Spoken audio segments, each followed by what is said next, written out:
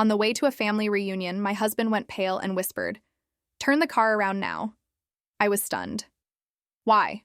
Just turn around, please." I trusted him, and it saved us. When I found out why, I never saw my parents the same way again.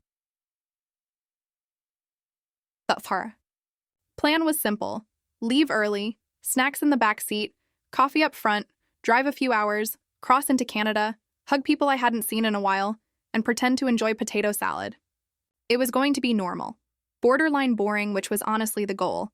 I was driving. I always do. Mostly because I hate how my husband brakes at the last possible second, and also because motion sickness is one of my many talents. The kids were semi-conscious in the back seat, half watching a cartoon and half arguing over invisible lines drawn across the seat cushions. All three of them, ages 5, 7, and 10, tiny chaos and matching neck pillows. It was fine. Not magical, not miserable. Just fine. Until he said it. "Turn around now."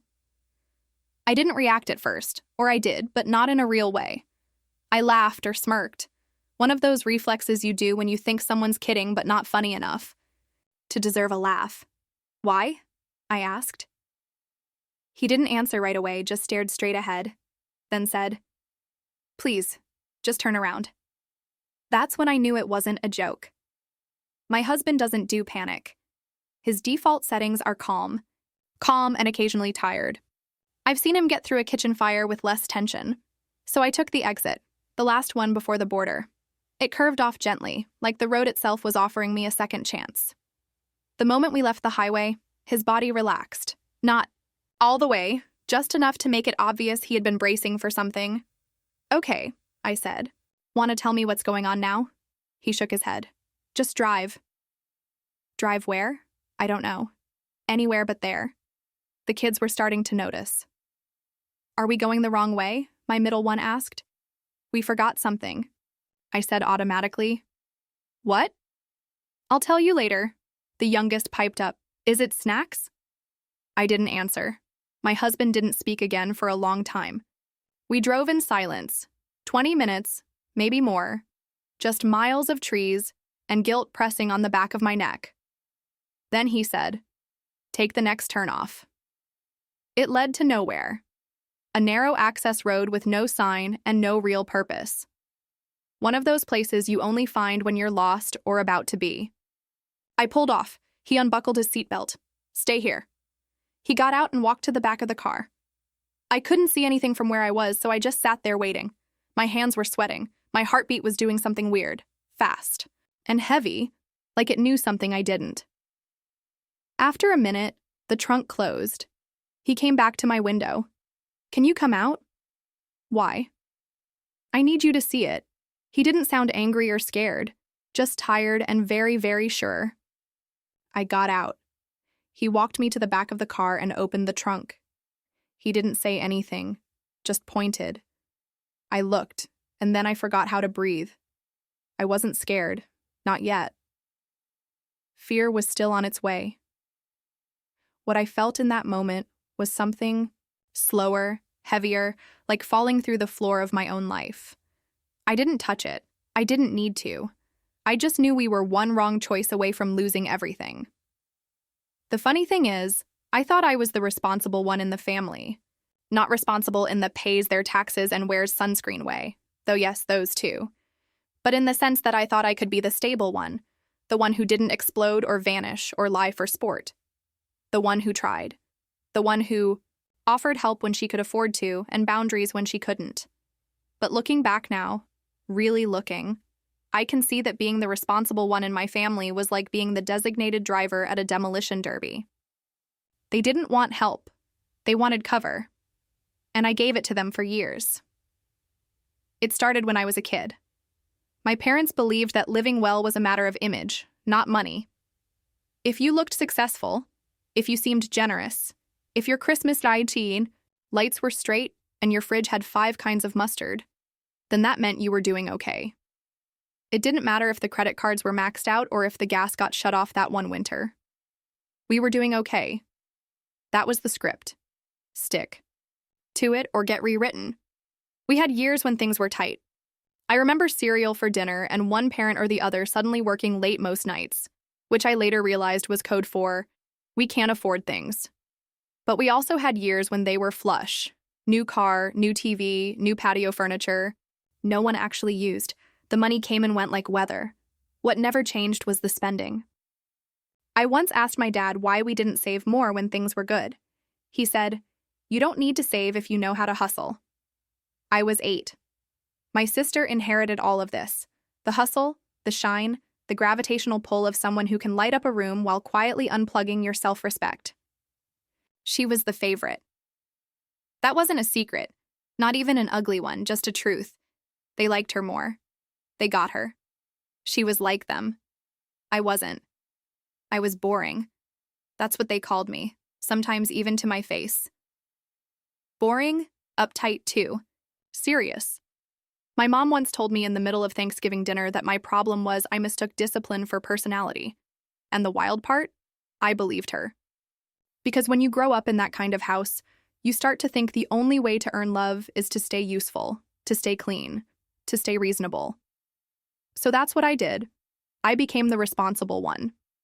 They'd call when they needed help navigating insurance claims or school applications. Or when my sister lost another job and someone needed to bridge the gap, I gave what I could. Not too much.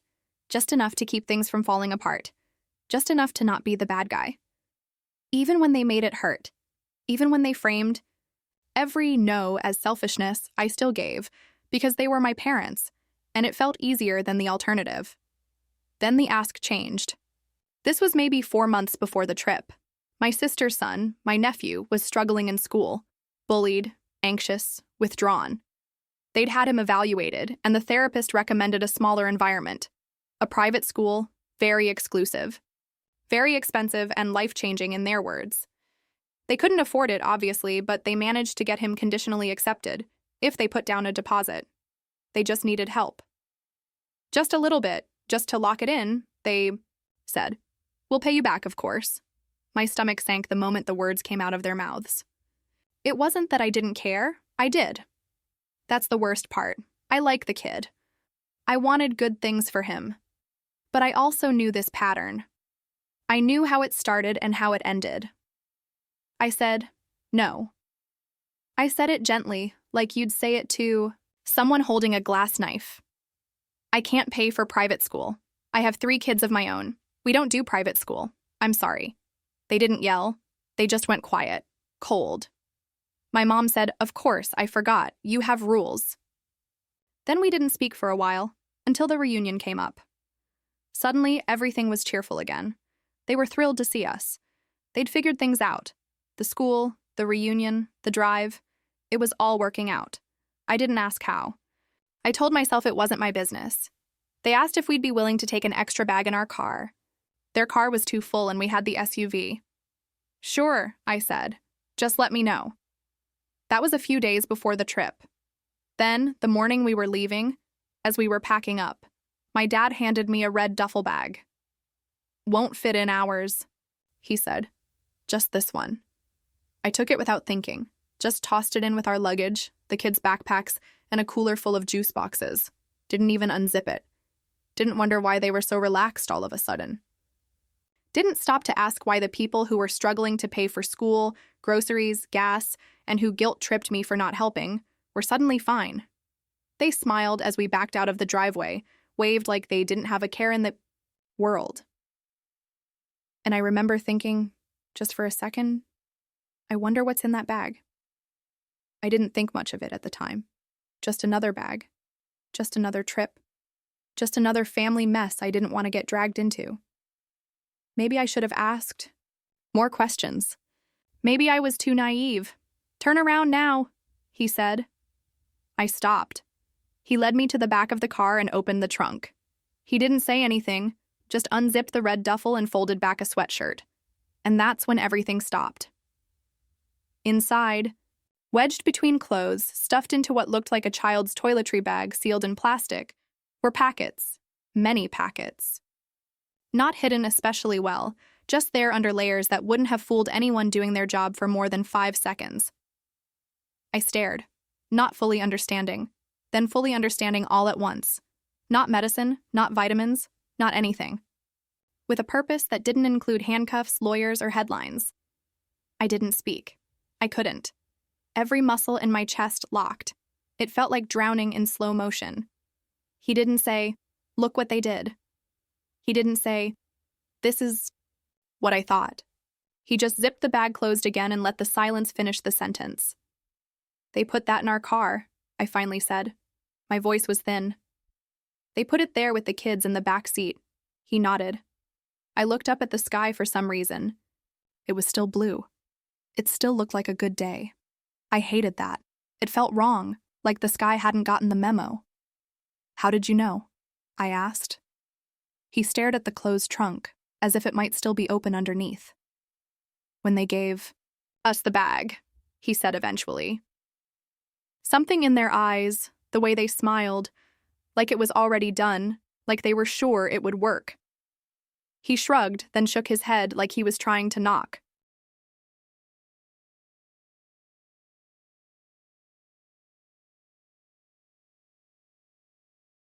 The memory out. I couldn't stop thinking about it the whole drive. Then just before the border, it hit me. He looked at me. I didn't know, but I knew, and that was worse somehow, that someone else had seen it, what I had trained myself not to see. I turned around and walked slowly back to the driver's seat. Got in, closed the door, sat there for a minute letting the heat soak through the windshield while my hand shook. Then I started the car and drove. The kids didn't ask this time. They were deep in some cartoon. They'd forgotten about Canada, about Auntie Karen and the cousins and the little toy bags I'd secretly packed for the reunion. We drove for a while. Highway, side roads, directionless. My phone started buzzing. First it was my mom, then my dad, then again and again. I didn't answer. Neither did he. We didn't need to. We already knew what they'd say. "Where are you? What happened? Are you okay? Where's the bag?" We didn't answer. Just kept driving. Eventually, we turned off toward their house. It was almost automatic, like we were on rails. We didn't talk about it. We just both knew what had to happen. I pulled into their driveway and parked. The front porch light was still on from the night before, even though it was the middle of the afternoon. He got out first, walked around to the trunk. I followed. We didn't say anything. I reached for the mat, found the key, still in the same place it had always been, taped to the back of a fake rock my dad bought from a catalog that also sold deer whistles and solar-powered frogs. He opened the front door. We walked inside. The air smelled like old coffee and carpet cleaner. We placed the red duffel just inside the hallway. Didn't open it. Didn't adjust it. Just set it down like a quiet bomb that didn't need to go. Off to ruin everything. He turned the knob and locked it behind us. We got back in the car. Still no words. I think we both felt like speaking would contaminate something. Later that night, after we got home, the kids were asleep and the house was still. I answered my phone. It was my mother. "Oh, honey, we were so worried. We didn't know what happened." "You just disappeared." I didn't say anything. "Is everything okay?" Still nothing. "Where's the bag?" I let that hang for a second. Then I said, "We dropped it off at your house." A pause. "If it was that important," I added, "maybe you should have taken it yourself." Her voice didn't change, but I heard it, the catch, that flicker of recognition that told me she knew exactly what I meant and that I knew exactly what she'd done. She didn't say anything. Neither did I. Then I said, "We're not doing this. Don't call again." I hung up. That was it. No screaming, no final speech, just a line drawn and a door shut. And that should have been the end. But it wasn't. Not yet. They showed up on a Wednesday. No warning, no text, just the doorbell ringing like they were dropping off muffins instead of guilt. I knew it was them before I even checked. There's a kind of pressure that comes through a front door, like a bad smell or static in the air, especially when it's people who think they've done nothing wrong. I opened the door just enough to step outside and shut it firmly behind me. My parents were standing there like they hadn't just tried to blow up my life with a smile in a duffel bag. My mom gave me a tight, practiced grin, the kind that's supposed to look warm but doesn't, reach the eyes, We wanted to check in, she said, as though we were in a group chat and I'd just missed a brunch invite. My dad added, we thought maybe we could clear the air. I said nothing, just crossed my arms and waited. My mom hesitated, then said, we didn't know how much you understood. There it was, the tell. They knew I knew. They just didn't. Know how much I'd let myself believe. You mean the bag? I tilted my head. They didn't answer, which was answer enough. You put it in our trunk, I said, with your grandchildren in the back seat. My mom swallowed. We didn't think it would be a big deal. It wasn't going to be anything, my dad said, trying to keep his voice even. Just something to help with the debt, that's all. We were desperate, my mom added. You wouldn't help. There it was again.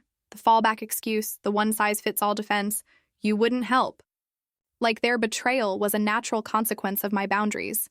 I didn't yell. I didn't cry. You didn't just betray me, I said. You risked our lives. Neither of them spoke. You risked your daughter, your son-in-law, your grandchildren. My dad shifted his weight. My mom blinked like she was trying to cry but couldn't quite summon the tears. We're done, I said. Don't call. Don't come here. You don't get to see the kids. This is over. She opened her mouth. I could already hear it forming. The classic, you're being dramatic, or maybe you'll cool off. Instead, she just said, you'll come around. You always do. I turned, walked back inside, and locked the door behind me. For the first time in a long time, I didn't wonder if she was right. 3 days later, I showed up at the kids' school to pick them up. They weren't there. My stomach dropped so fast I couldn't speak. I just looked at the teacher like she'd told me my house was on fire. Oh, they were already picked up, she said, like it was the most normal thing in the world. Your parents said you'd ask them to. I don't remember driving. I remember being in the car, and I remember the sound of the engine. But I don't remember anything in between. They were at my parents' house. Of course they were. Inside, it looked like a birthday party had detonated. Toys, candy, balloons, a whole Lego set that cost more than my weekly grocery budget. The kids were buzzing with a sugar high, clutching new things, laughing like this was Disneyland. My parents were acting like this was all fine. My mom was slicing cake. My dad was on the floor building something that beeped. It was surreal, like walking into a parallel universe where they were the kind of grandparents who cared more about giving than taking. Only they weren't. And this wasn't love. It was strategy. Emotional bribery, weaponized affection. They'd never spoiled the kids before, not like this, not ever. But suddenly, after we cut them off, suddenly there was Santa Claus with a debit card. I thought we were on our way to a routine family reunion. Snacks, kids, potato salad, until my husband's pale face and those two words, turn around now, sent us off course forever. Standing at the back of our SUV, I stared at my parents' betrayal. Plastic-wrapped packets of drugs hidden under our children's backpacks. In that moment, I realized I wasn't just driving away from a reunion. I was escaping a lifetime of lies. I stood there for a second, trying to remember what it felt like to give someone the benefit of the doubt. I couldn't. We're leaving, I said. The kids whined. But why, Mommy? They asked. I couldn't explain to them. They were too young to understand. So I added, they're not safe for you. They didn't understand. Of course they didn't. How could they? They were being told yes by people who had spent their lives saying no. But they liked it. It was easy to like. Can we keep the toys? One of them asked, clutching a stuffed bear like it held answers. I hesitated just for a second. Then I said yes, because taking the toys away would make me the villain, and I wasn't giving my parents that win. As we headed out, my mom called after me, sweet and soft. They'll come back to us. They always do. She said it like it was a fact. She said it like a promise. She said it like she still thought she could win. That night, I didn't wait for some magical sign or emotional breakdown. I just sat on the bed, looked at my husband, and said, we have to leave. He didn't ask why. He didn't need to. I said, you mentioned North Carolina before. Your company has an office there. Your parents live there. I wasn't ready then, but I am now. He nodded, like he'd already been halfway there. The transfer is still on the table. Good, I said. Let's take it. No drama. No hesitation. Just the quiet decision to burn the bridge and never look back. I didn't need revenge. I needed distance and a clean start, somewhere they couldn't reach us. Fast forward a few months, we were in North Carolina. The mountains were beautiful. The air smelled like pine and fresh starts. The kids were in new schools. His parents, warm, grounded, drama-free, lived 20 minutes away and actually wanted to help. We didn't tell anyone where we went. We blocked numbers, disappeared, not in the storm off to find yourself kind of way, but in the we deserve peace kind of way. One day my phone rang from an unknown number. I let it go to voicemail. Later I listened. It was a cousin I barely spoke to. "Hey, your mom says she doesn't know where you are. She's really upset." I deleted the message, didn't call back, didn't explain, because by then the only thing I cared about was this. We were safe. We were free. We didn't disappear. We escaped. 6 months later, I got an email from my sister. Subject line, emergency, please read. I stared at it for a while. Thought about deleting it. Unread. Thought about marking it as spam. Instead, I opened it. It was long, frantic, poorly punctuated. The gist? Our parents had been arrested again. This time not for being stupid, though that was still part of it, but for actually doing the thing they almost got us arrested for. They tried to smuggle something across the border themselves. No middlemen, no family scapegoats, just a trunk full of product and 2 people in their 60s who still thought rules were suggestions. They were caught, obviously. The email ended with a plea they needed help, money for a lawyer. "This is serious. You have to put the past aside and show up.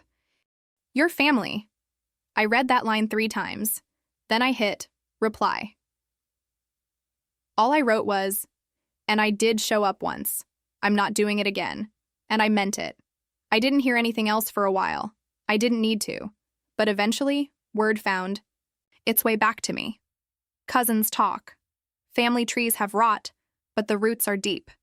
They were charged with possession with intent to distribute and attempting to cross an international border with controlled substances. A few pounds.